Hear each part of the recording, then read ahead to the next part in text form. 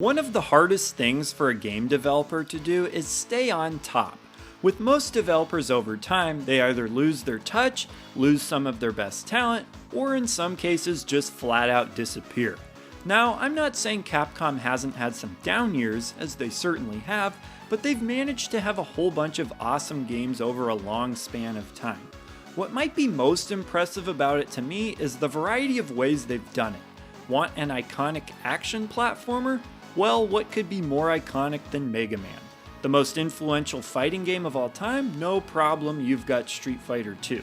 Some might say that they're most well known for the Resident Evil series, but then how do you explain that to fans of Monster Hunter?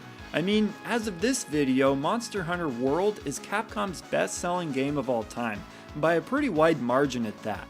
But even with all of their more popular franchises, they have so many great games outside of that. I should quickly point out though, that just because the Capcom name is on a game, it doesn't necessarily mean that they made it, as they do simply publish some games as well. Even still, those games are generally in line with what you would expect from them. And that's the thing, gamers just grew to expect a certain level of quality from Capcom, especially if you were around in the 90s when they were just cranking out hit after hit on both home consoles and in the arcades. I mean, there's an entire beat-em-up bundle they released with 7 different beat-em-ups they made, and that's not even including the ones that used licensed properties. They didn't just make beat-em-ups and fighting games for the arcades though.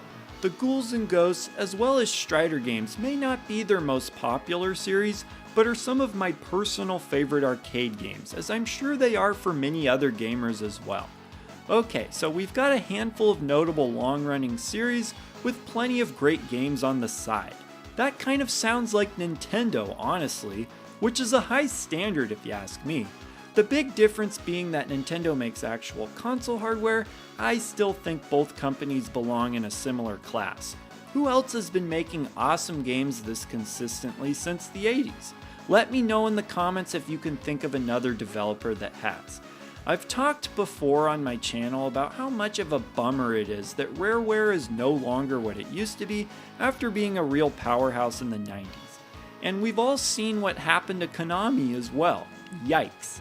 It actually looked like Capcom had lost its way at one point, and while they do still have some issues, they seem to be listening to fans again, for the most part.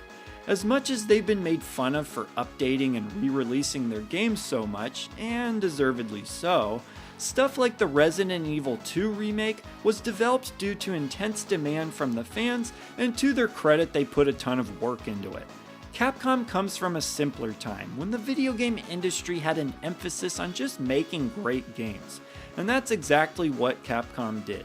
In more modern times, the industry has become so huge that a lot of people working inside of it are seemingly more concerned with the money side of things rather than the quality of the games themselves, which sucks for some very obvious reasons. Seriously, some of these people almost seem like they've never played a video game before. This is why Capcom's quote-unquote revival was so meaningful. They're listening to fans and focusing on making some great games. Could they lose their way yet again? Sure, but at least there's always the hope that they can eventually get back on track if they do. I mean, this is important for video games history. Because they own so many well-loved gaming franchises, those games' futures live and die with how well Capcom is doing. As gamers, the best thing we can do is to show them we want these games by buying them and screaming on social media about how great they are when they do. That way the message can be received loud and clear that we're getting what we want and we want to buy more of it. Heck, that's what happened with the Resident Evil 3 remake. Capcom did a good job on Resident Evil 2, the fans made it well known they were happy with it and wanted Resident Evil 3 remade, bada bing bada boom, everyone wins. Alright, that about does it, and for this video's question, I'd like you all to tell me what some of your favorite Capcom games or series are. I'm curious how many of you have the same answers as me. So leave those comments down below, and I will see ya in the next video.